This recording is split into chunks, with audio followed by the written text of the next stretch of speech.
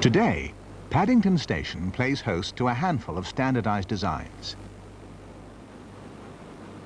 The HSTs are primary top link power, a role they share on numerous main lines around the network.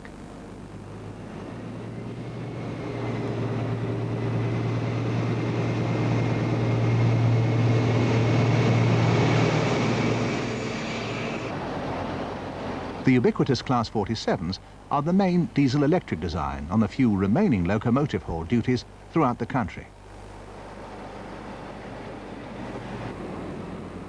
Local services are still in the hands of first-generation diesel multiple units.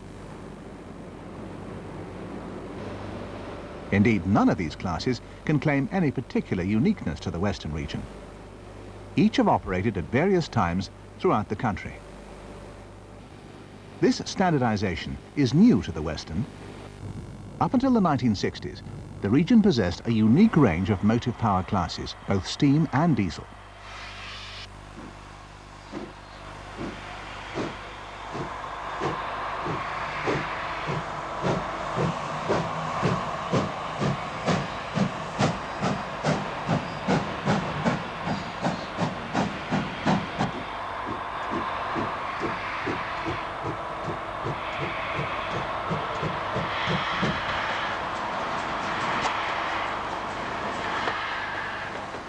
For a few short months during 1962, the last of the Kings operated alongside the newly introduced Western diesel hydraulics.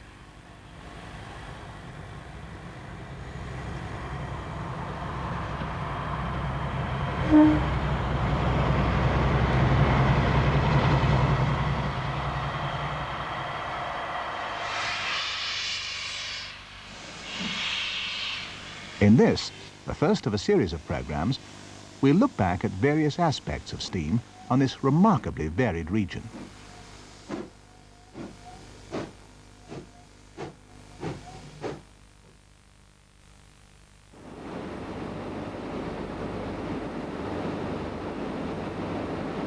The classic train shed at Paddington was completed in 1854 to a design by Brunel. Although the station was subsequently extended, the basic overall roof has changed little over the years. Traffic from the terminus increased steadily until the 1930s. At this time, a total of 72 mainline trains left these platforms each day for destinations from the southwest of England to Wales and Birmingham.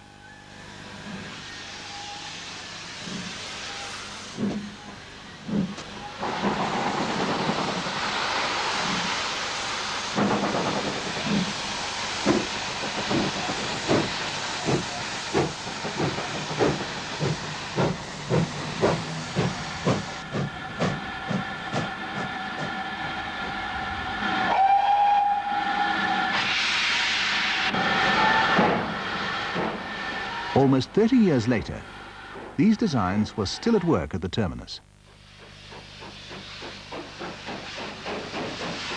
In 1960, steam continued to dominate the workings into and out of the station.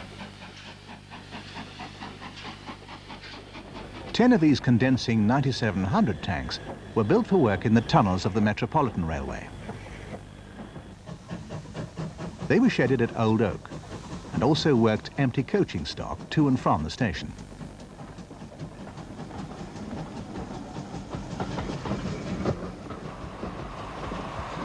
These train reporting numbers were unique to the Western region and were used until the end of 1962.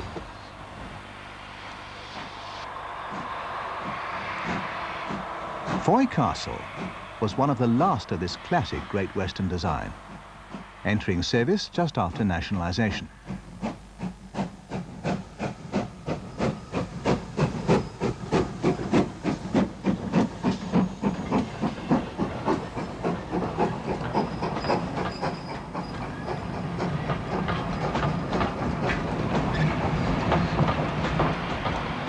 At this time, the Kings still worked from Paddington to the West Country, to Bristol and to Birmingham.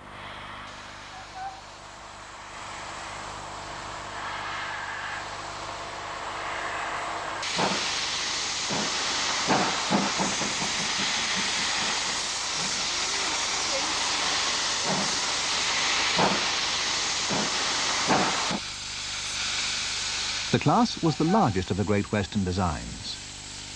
They're distinguished visually from the castles by the leading bogies, which are fitted with one inside and one outside set of wheel bearings.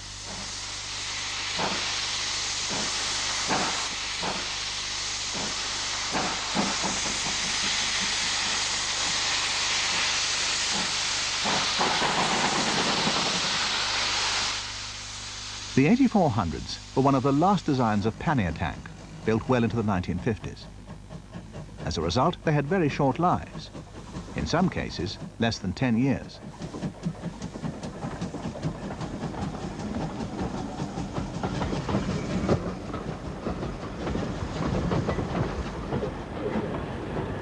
Goodrich Castle backs onto a rake of coaches just brought in from the carriage sidings at Old Oak. The castles were the principal Great Western Express design for a period of around 30 years. The first was introduced in 1923, with 5014 appearing as one of the earlier batches. On the other hand, 7023 Penrice Castle was one of the last batch built by the newly nationalised British Railways and appearing in 1950.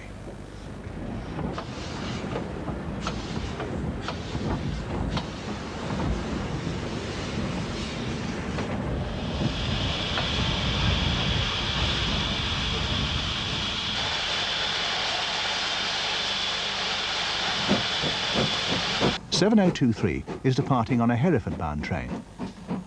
These were to be the last express passenger duties in the hands of steam on the Western region.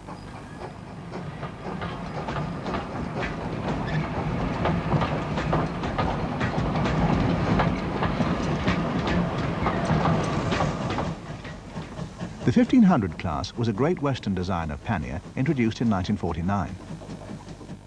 They were intended as 24-hour shunting engines, requiring the minimum of maintenance. Note the rare combination of a chocolate and cream coach with an early example of a B4 bogie.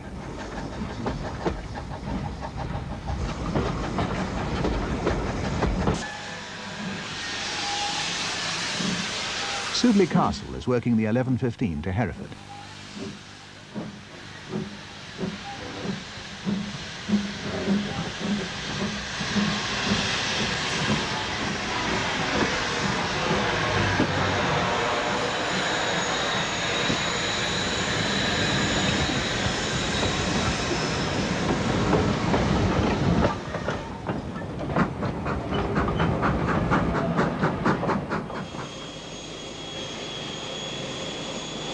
From Paddington, the main line heads due west along a complex of approach lines.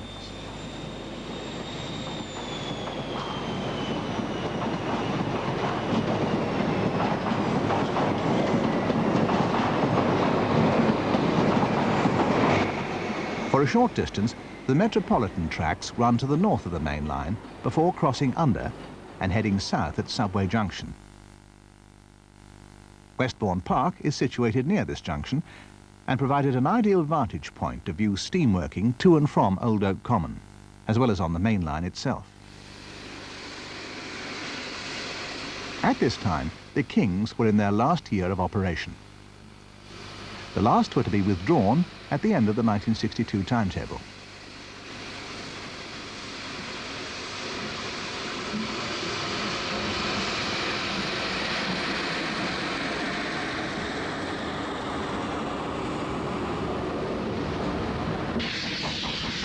The Cheltenham Spa Express, also known as the Cheltenham Flyer, was at one time the world's fastest train.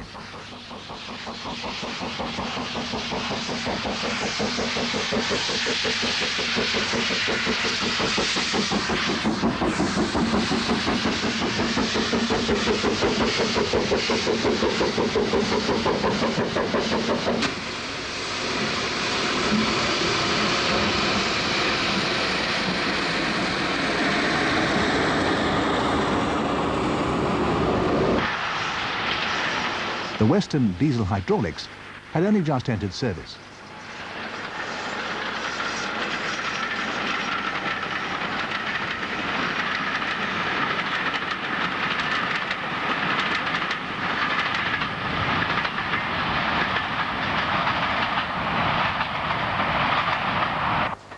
Note the bell mounted above the buffer beam on 6000 King George V.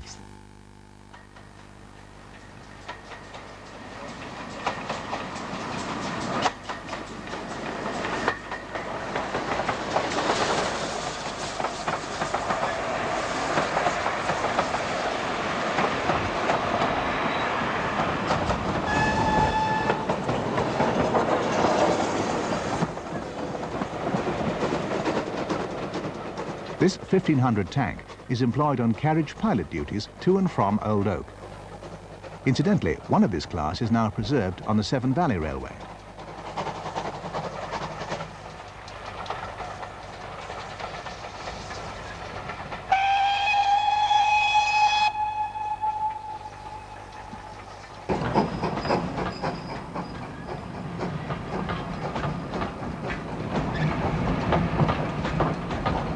The Western region were allowed to paint coaches in chocolate and cream for use on named trains.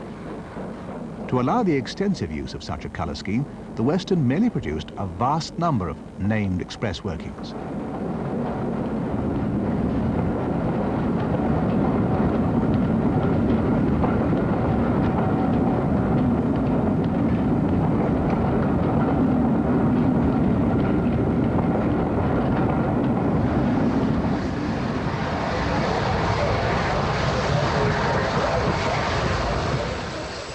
We've now moved a few miles to the west to Ealing Broadway.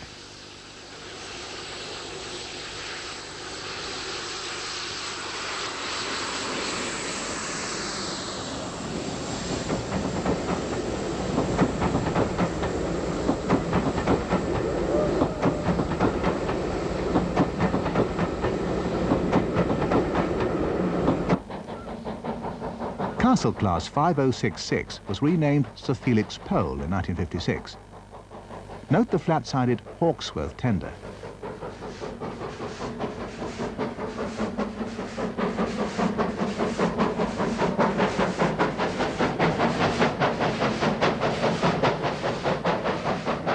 The maze of fast, slow and carriage lines was centred on Old Oak Common and a series of junctions.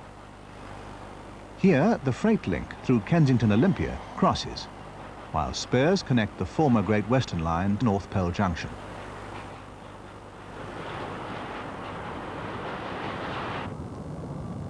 A considerable amount of traffic originates from the carriage sidings, and Old Oak Depot is seen in the distance.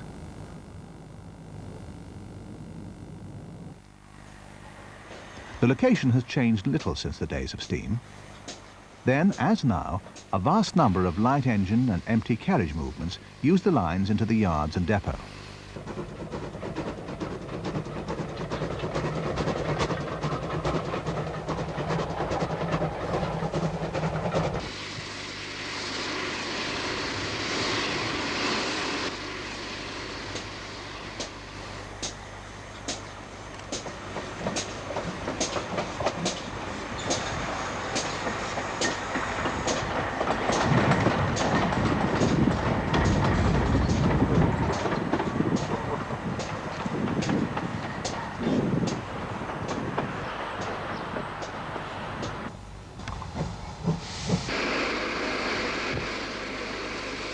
In the days of steam, Old Oak was the largest depot on the Western region.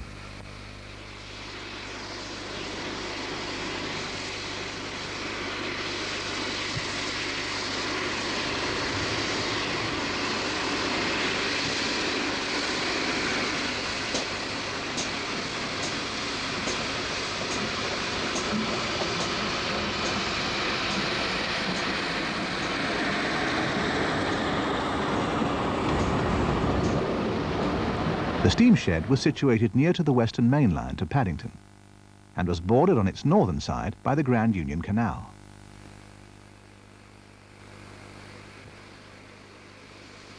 These rare scenes were taken early in 1946, just after the war, but just before nationalisation.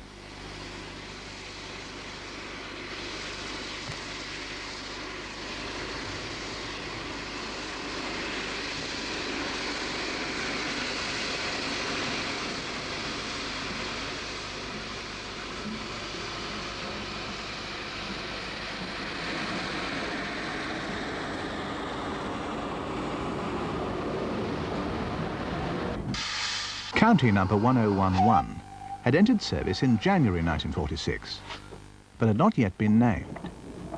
These Swindon-built engines were the most powerful of the Great Western two-cylinder passenger designs.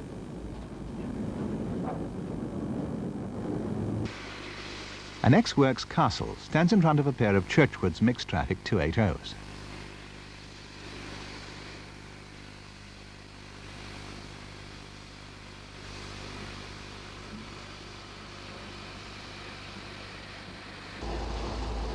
Note the Duke dog.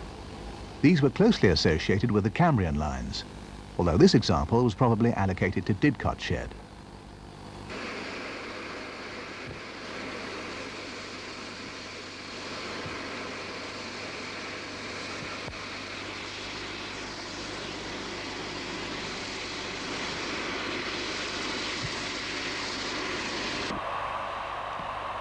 Old Oak Common was a relatively modern shed, being opened in 1906. It was to remain open for steam until 1965. The large shed contained 4 electrically operated turntables. These were all interconnected under one huge roof.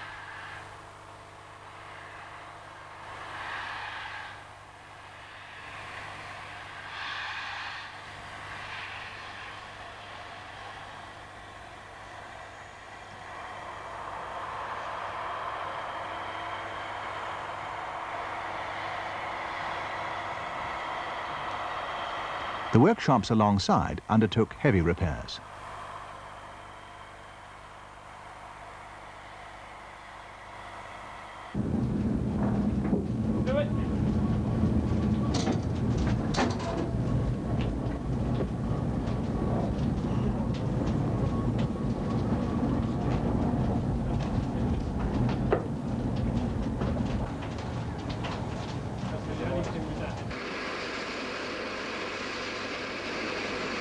A top-link veteran poses for the camera. The Old Oak Commons breakdown crane is moved into the shed yard by a Churchward mogul.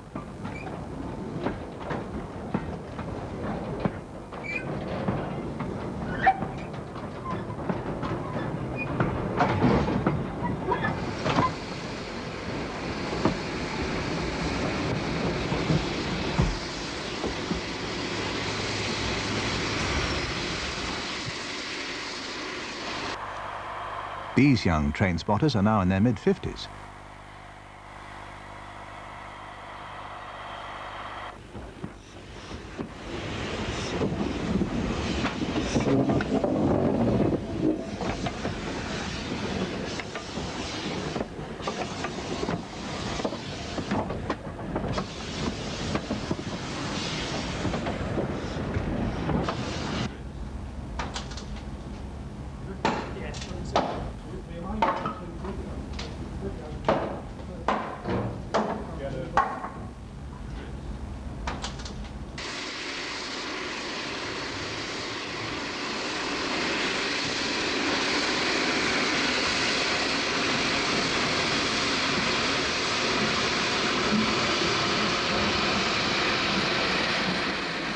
This coal stage is a typical Great Western feature. Tubs of coal were manually manoeuvred to load a tender. Such a feature has now been preserved at the Didcot Railway Centre.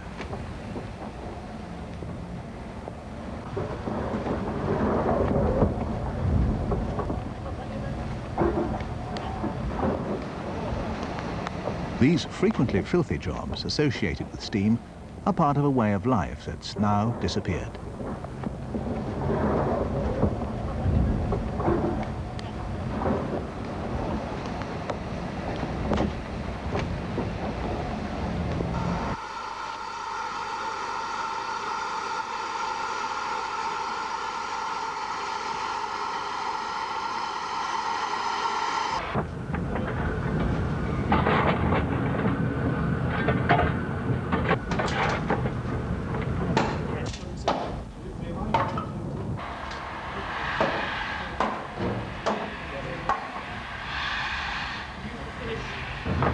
These Great Western engines didn't benefit from the use of rocking or drop grates.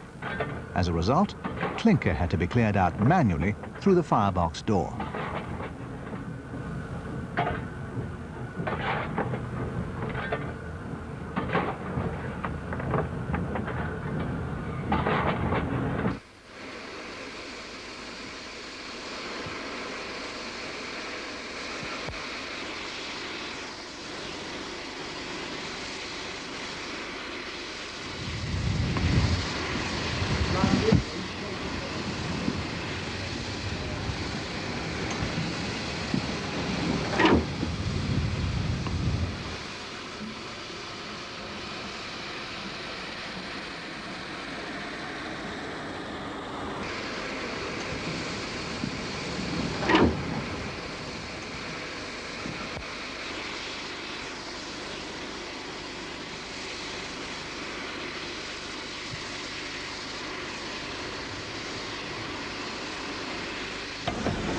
The shed at Old Oak was closed to steam on the 22nd of March 1965.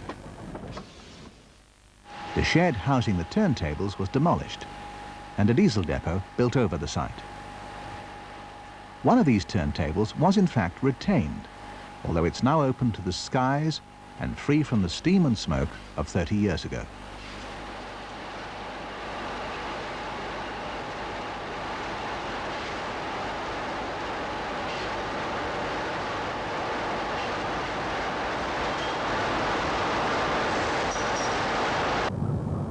Old Oak maintains a large number of carriage sidings located alongside the depot and running parallel with the main line. The retaining wall on the right marks the course of the Grand Union Canal.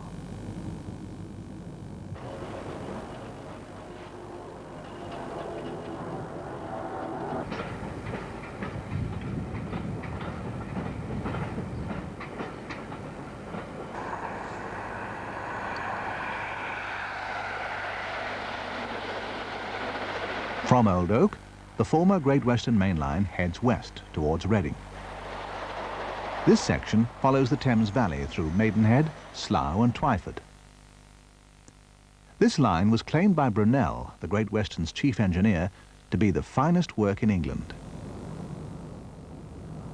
Indeed, Brunel ensured that it was produced with no steep grades or sharp curves, thus enabling high-speed running. Furthermore, unlike the other routes from the capital, it was engineered to accommodate the 7-foot gauge adopted by Brunel. Sonning cutting is the largest of the engineering features on the section from Paddington to Reading and provided a classic location for steam.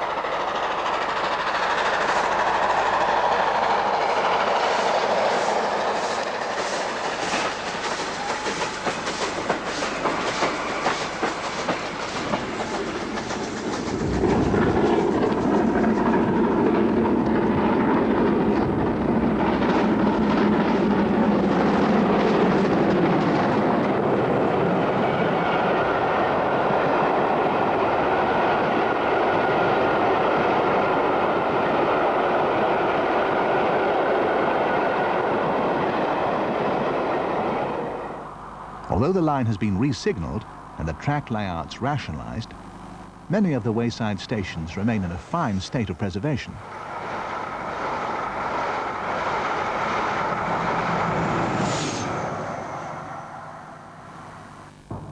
The station at Taplow was opened in 1872 and follows the classic Great Western Station layout of a large island platform and up and down platforms either side, serving fast and slow lines.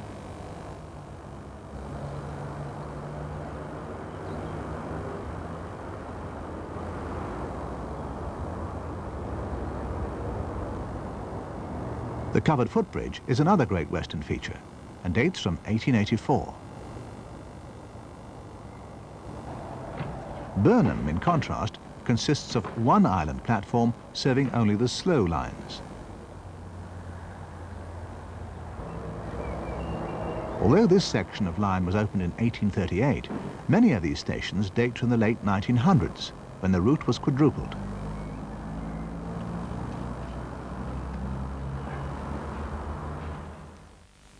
In true Great Western style, a number of branches diverged from the main line. Note the two unfitted mineral wagons and flat wagon conveying an invalid carriage in this mixed train.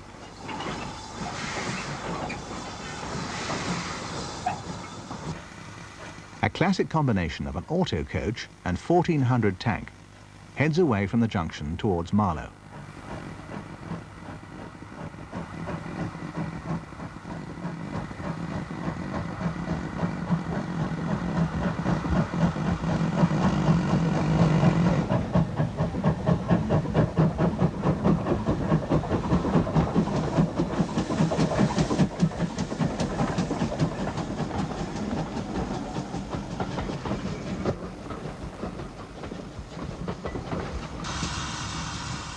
Although of antique appearance, the 1400s were actually introduced relatively recently and dated from 1932.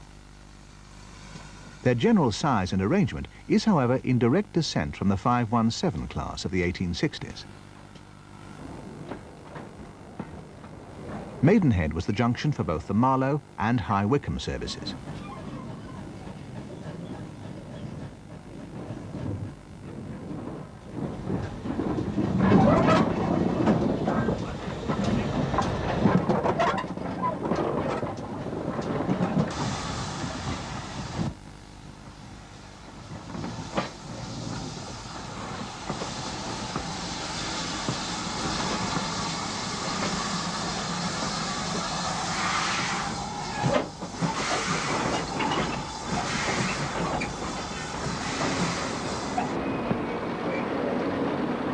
The largest junction west of Paddington is at Reading.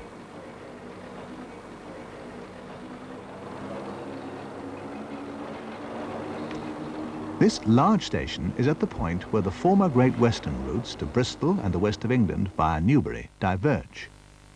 It also handles cross-country traffic to and from the southern via Basingstoke.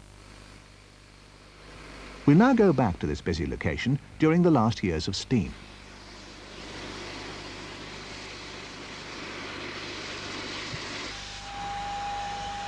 Goodrich Castle heads west from the station with a Hereford-bound train.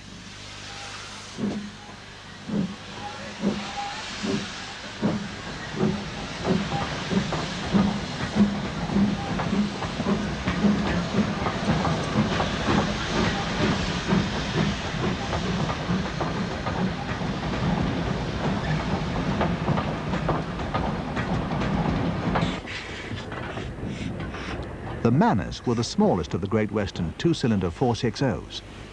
They were introduced during the period 1938 to 1939, with a further batch appearing in 1950. Unsuccessful in operational service at first, later drafting modifications to the class in the 1950s greatly improved their performance.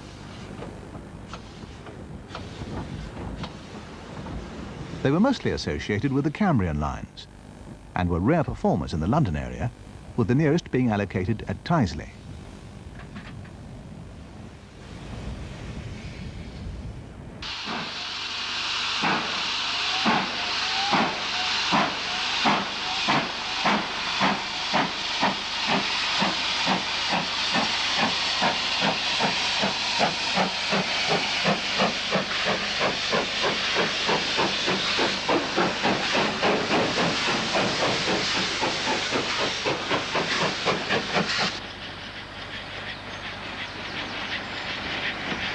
Reading has seen considerable rebuilding in recent years.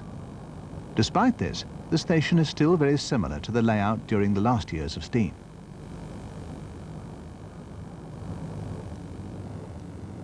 However, the surrounding town has been transformed by the arrival of the office blocks.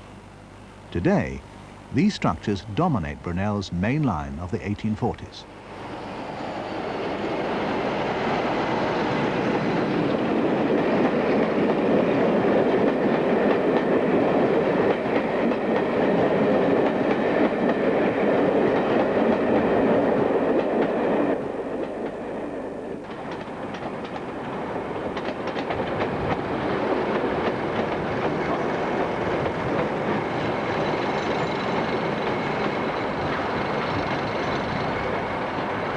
From Reading, Brunel's line to Bristol heads northwest along the Thames Valley. This line was one of 3 former Great Western routes running from Reading. To the southwest, the Basingstoke line. To the west, the Berks and Hants line. And to the northwest, the original Great Western route to Didcot and Bristol. On this northerly route, a number of delightful wayside stations serve the communities along the Thames Valley. Like those on the main line between Paddington and Reading, these seem to have escaped change and remain much as they did in the days of the Great Western. The station at Chelsea is a typical example, dating from 1892, and was once the junction for the 2 3/4 mile branch to Wallingford. The first station north of Reading is at Tilehurst. A haul heads north on a freight from Old Oak. A milk train heads north behind a castle. The full brake in the train is being used to convey milk churns.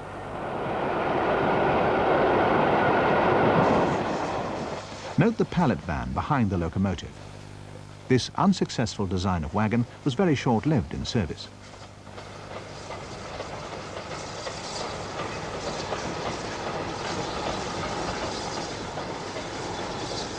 This section of line saw a number of cross-country trains working from Oxford to the southern region. These were mostly in the hands of Bullard Pacifics.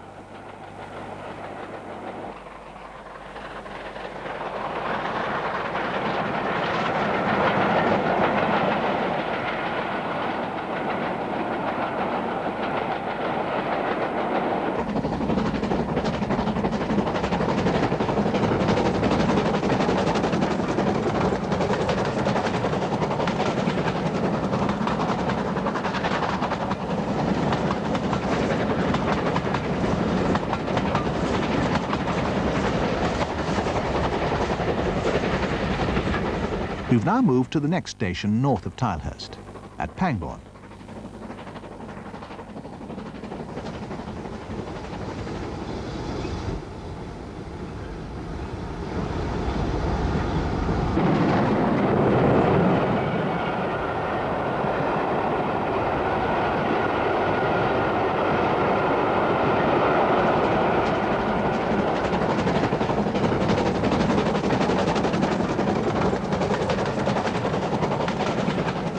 Didcot is the next large station and junction on the main line to Bristol and acts as an interchange for local services to Oxford and Reading.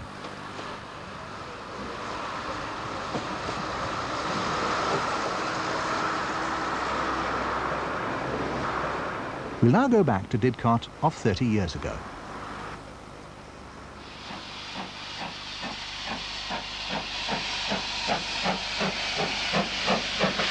The station saw a considerable number of local workings to and from Swindon, Reading and Oxford, while in addition, trains for the former Didcot, Newbury and Southampton line terminated here.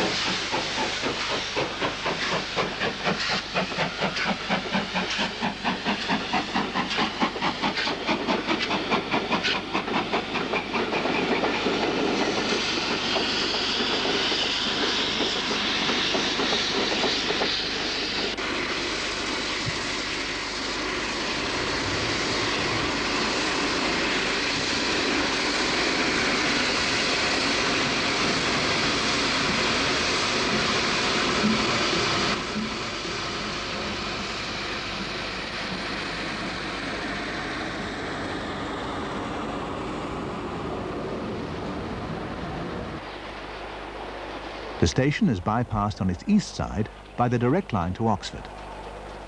Until 1962, the Lord Nelsons made regular appearances.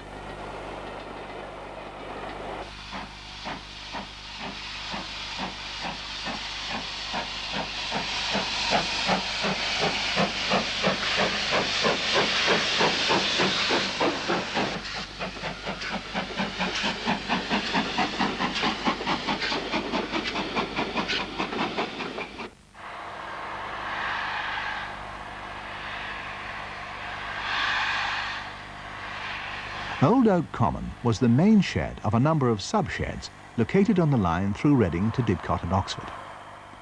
In 1963, all, with the exception of Slough, remained open to steam.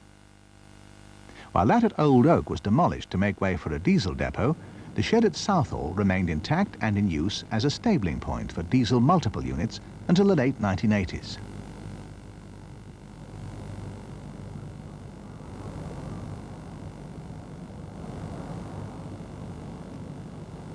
These scenes were taken just before closure on the 3rd of January 1966. By this time, the depot was mostly the preserve of the standard classes and engines awaiting scrap.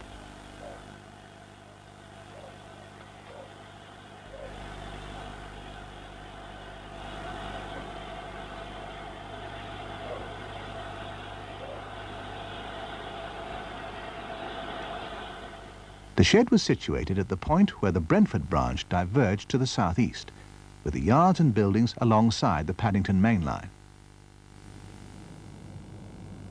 The depot played host to a large number of scrapped engines, with, in addition to the Great Western designs, a number of LMS classes.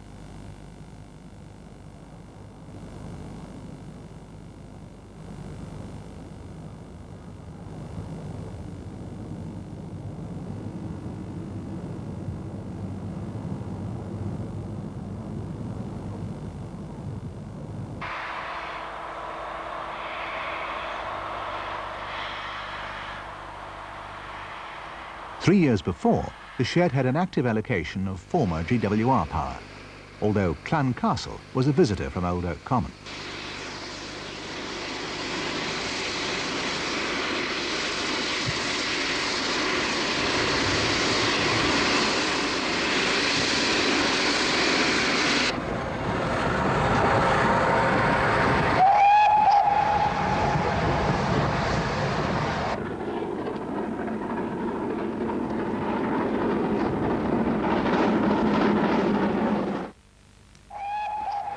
The major station and junction at Reading was the site of the next shed. 81D was situated a mile to the west of General Station by the junction for the Newbury line. Closure came on the 4th of January 1965, and the large 9-track shed was later demolished and replaced by a diesel depot.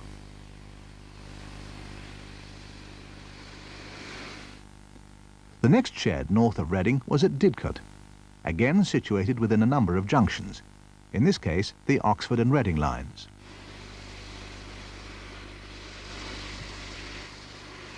Closure to steam came on April the 5th, 1965, but the shed was to become the base for the Great Western Locomotive Society. 25 years later, Didcot preserves the atmosphere of the days of the Great Western steam shed. On this occasion, the centre boasted 2 classic Great Western outside frame designs in steam, City of Truro and Duke Dog number 3217.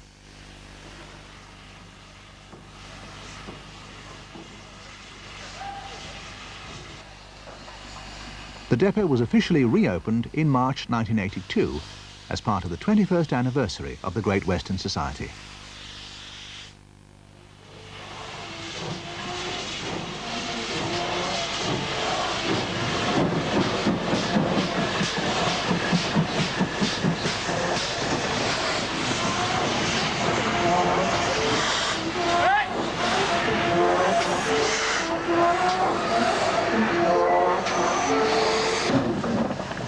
Today, the depot has an allocation of over 100 locomotives and rolling stock.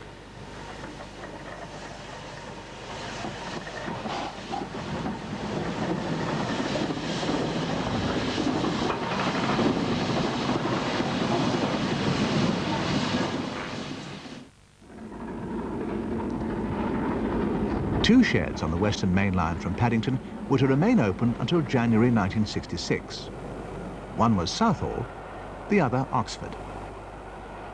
Oxford's Great Western shed was situated just to the north of the station and to the west of the main line. In 1963, former Great Western classes were still very much in evidence. However, by late 1965, they were in a minority and overshadowed by a number of standard and LMS classes.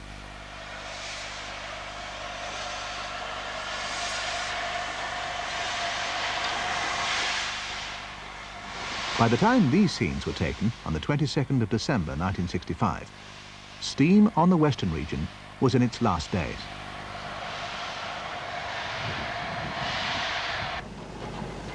A Black 5 approaches the station on a Bournemouth train. Here it will be replaced by a Southern loco. Indeed, Oxford was one of the few places where engines from all four of the pre-nationalisation companies could be seen. Former LNWR locos once worked in from Cambridge, but by this time, such duties had disappeared.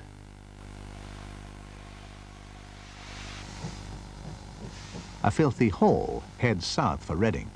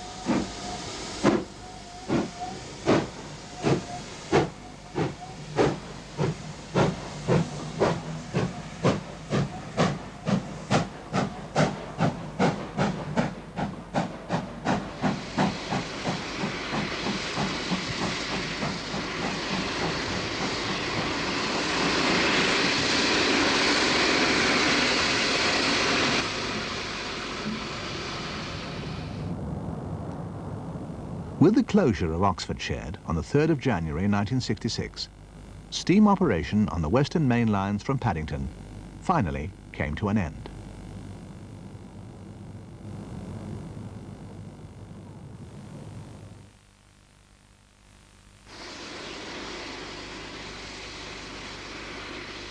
The period from 1966 to 1968 saw the running of a number of steam specials on the lines through Reading and Oxford. Clun Castle was a regular performer. On the 4th of March 1967, she hauled a special from Banbury to mark the end of through services from Paddington to Birmingham, Snow Hill and Birkenhead.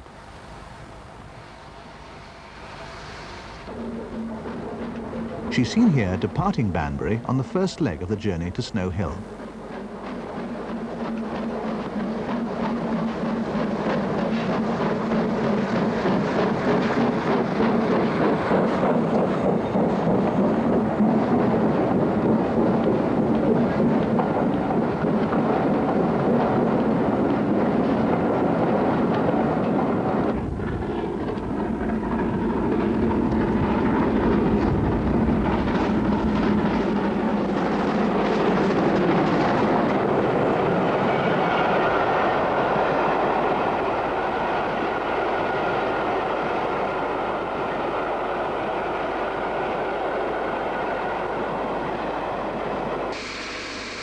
Clun Castle was a regular site at Banbury.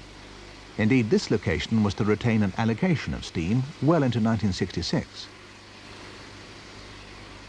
Motive power was by this time restricted mostly to Black 5s and 9Fs.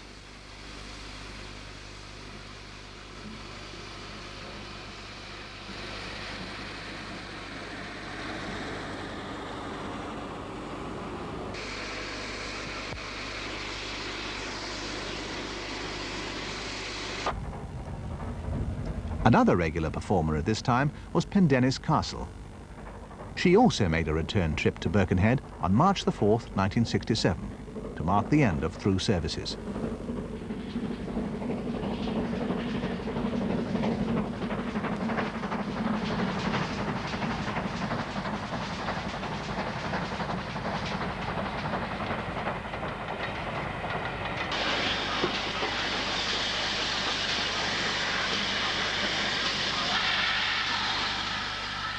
Taplow on the Paddington to Reading line was the site of 2 annual open days held by the Great Western Society. Pendennis Castle was one of several engines on display in the former goods yard on the 17th of September 1966.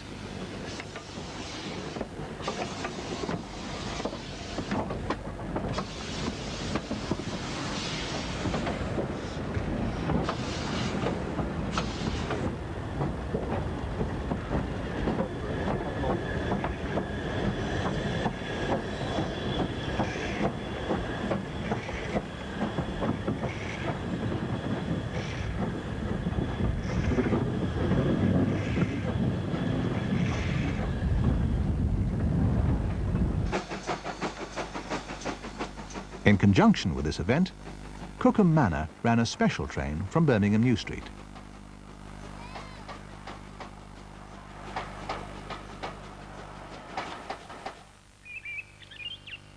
It's over 20 years since the last regular steam workings on Brunel's classic main line from Paddington. Since then, 2 generations of mainline motive power have operated on this former Great Western route.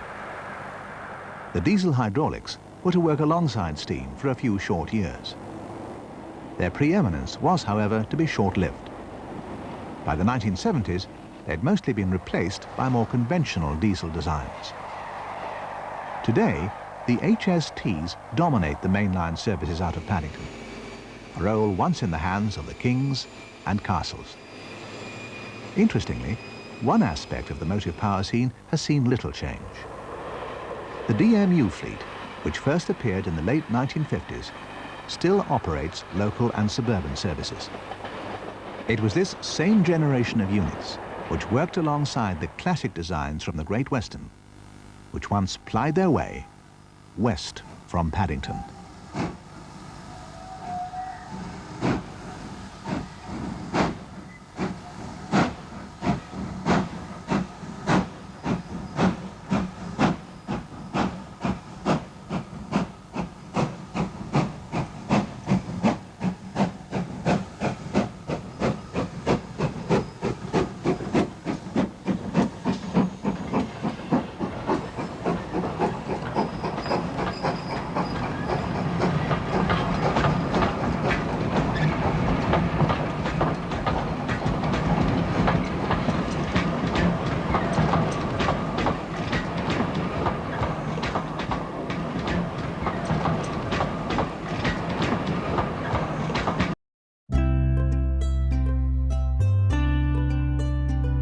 Please visit our website for news about new productions that are on the way, and you can support my work on my Patreon page.